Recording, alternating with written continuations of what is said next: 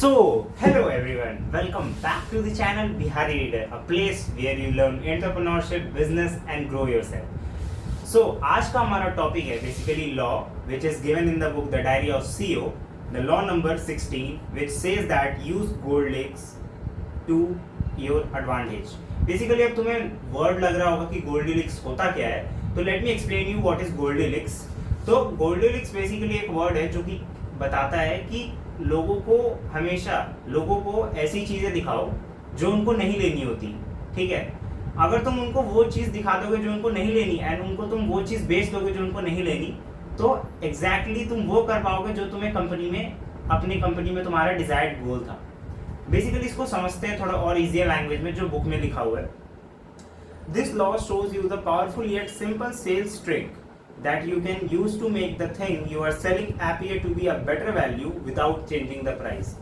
बिना प्राइस के मैनिपुलेशन किए बजाय, फॉर एग्जांपल मेरा कोई प्रोडक्ट है, उसको मैं बेचना चाहता हूँ बट मैं उसके प्राइस के साथ कोई छेड़छाड़ नहीं करना चाहता क्योंकि प्राइस उसका रीजनेबल है, पर लोगों को फिर भी वो महंगा लग रहा है.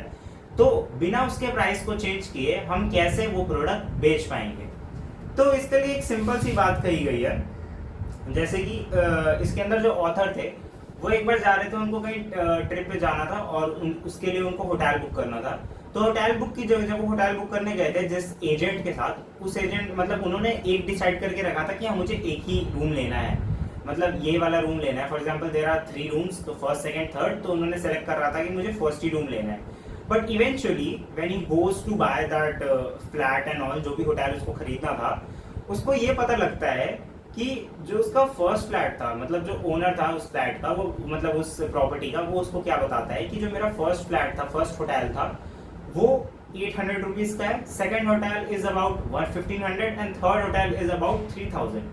तो एक्चुअल में जब उसने क्या किया, उसने मैनिपुलेशन का काम किया. उसने बोला कि हाँ आप 800 रुपये देंगे, मतलब उसका बेसिकली उसका जो प्रॉपर्टी था उसको जो बेचना था उसको 1500 वाला ही बेचना था, पर 1500 में कोई खरीद नहीं रहा था. तो उसने क्या किया, एक उससे कम का बता दिया कि 800 का, एक उससे ज्यादा का बता दिया जो 3000 का था या 2000 का था जो मैंने आपको बताया.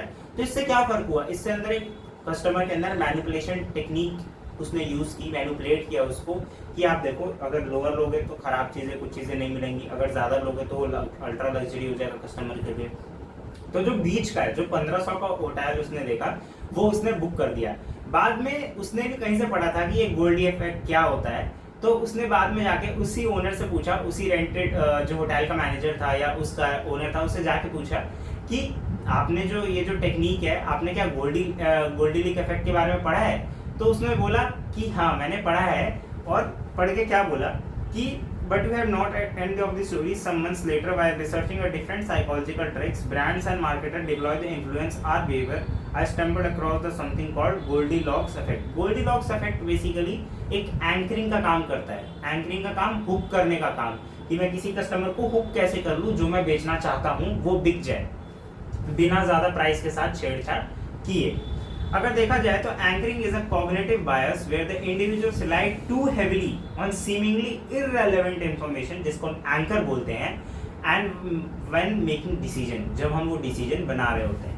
ठीक है, रिगार्डिंग दैट जो भी मैंने आपसे कहा रिगार्डिंग दैट होटल. और अभी हम जो होटल की बात पीछे छोड़ के आए हैं, उसके अंदर क्या है कि गोल्डीलॉक्स इफेक्ट यही कहता है कि हम हमेशा हर चीज का एक मिडिल ऑप्शन बना देते हैं, ताकि जो कस्टमर है उसको ना ही कम लेना में पसंद आए ना ही ज्यादा लेने में पसंद आए, वो हमेशा बीच का सामान ले, जो बीच का प्रोडक्ट रहता है उसको ले. ठीक है, और हमारा अल्टीमेट जो गेम होता है वो क्या होता है ओनर का, कि वो जो बीच का सामान ही तो हमें बेचना था और हम वो बेचने में सफल हो पाए. अगर हम इसी की बात करें अगर हम इसी के अंदर और बात करें तो यही सेम चीज पैनासोनिक ब्रांड ने भी की थी. अगर हम पैनासोनिक ब्रांड की बात करते हैं तो पैनासोनिक ब्रांड की 1992 उनके पास माइक्रोवेव था. तो उस माइक्रोवेव में क्या कहते हैं, वो उनका एक प्रीमियम माइक्रोवेव था जो कि $199.9 का था, एंड जो सबसे कम वाला माइक्रोवेव था वो $109.99 का था. Remember the price, that is $199.99 and second is $109.99. तो उन्होंने क्या किया, एक बीच का सेगमेंट निकाला, मतलब ना ज्यादा ना कम, उन्होंने बीच का एक प्रोडक्ट निकाला जिसको रखा $179.99. अब लोगों को क्या लगने लगा कि लोगों को लगा कि यार 109 वाला तो ज्यादा सस्ता हो जाएगा, उसके 199 वाला भी ज़्यादा महंगा हो जाएगा, लग्जरी में हो जाएगा। तो हम क्या करते हैं, बीच वाला खरीद लेते हैं। ये जो बीच वाली खरीदने की प्रैक्टिस शुरू हुई है ना, इसी की वजह से मार्केट जो हमारा कंट्रोल हो रहा है वो ज़्यादा से ज़्यादा लोअर मिडिल क्लास या अपर मिडिल क्लास के लोगों के द्वारा चलाया जा रहा है मार्केट। क्योंकि रिच क्लास तो अपनी रिच चीजें खरीद रही है, ठीक है, उनको कोई लेना देना नहीं है कि बीच का क्या है सेगमेंट, नीचे का सेगमेंट क्या है, उनको कोई लेना देना नहीं है।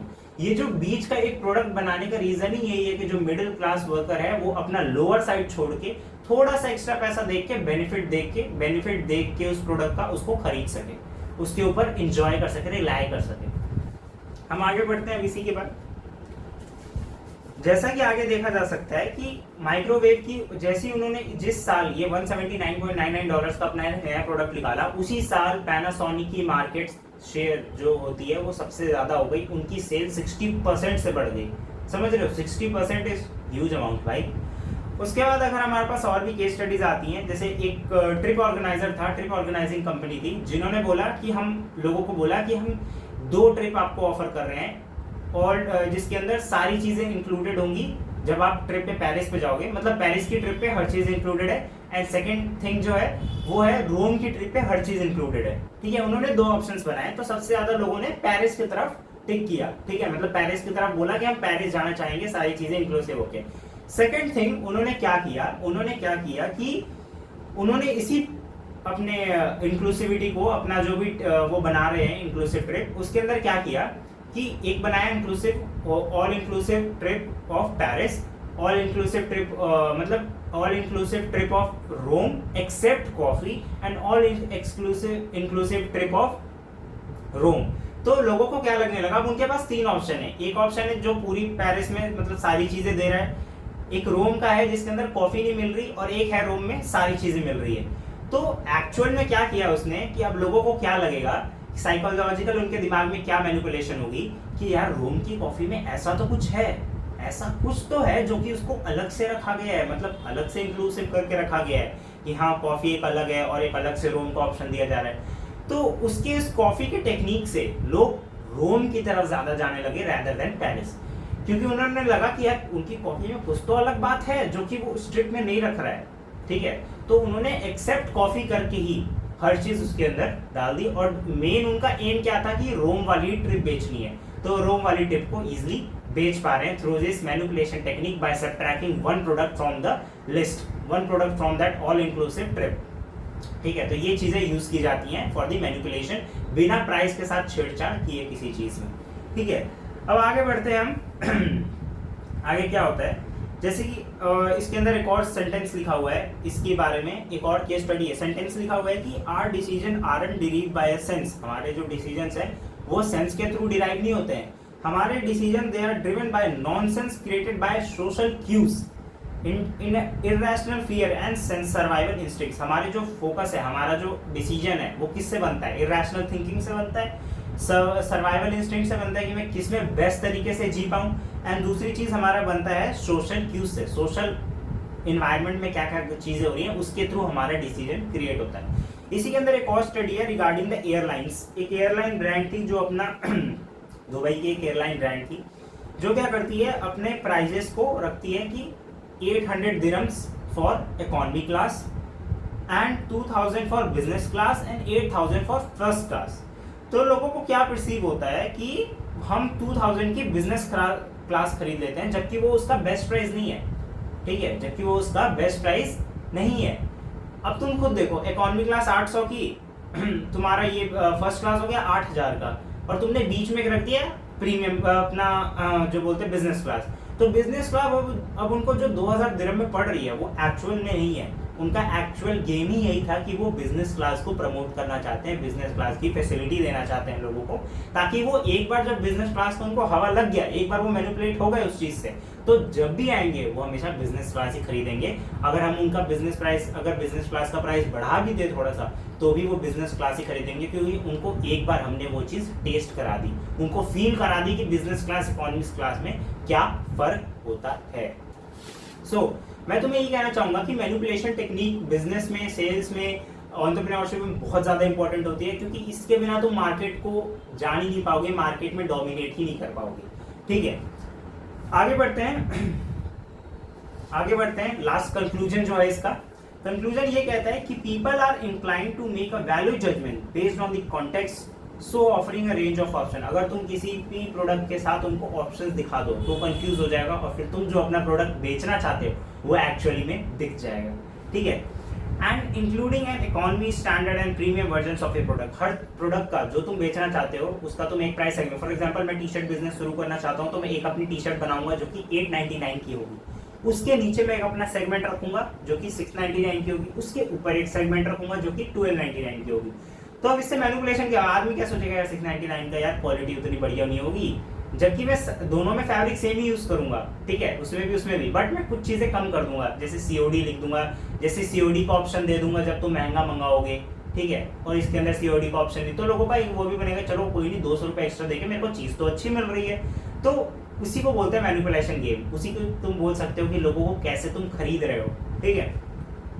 And can tell your story and affect potential customers perception of your standard offering. तुम उस चीज से जो तुम बेचना चाहते हो उसकी वैल्यू, उसका परसेप्शन, उसका पर्सोना बिल्कुल बदल के रख सकते हो। लास्ट में मैं ये कहना चाहूंगा इसके बारे में कि the context creates the value.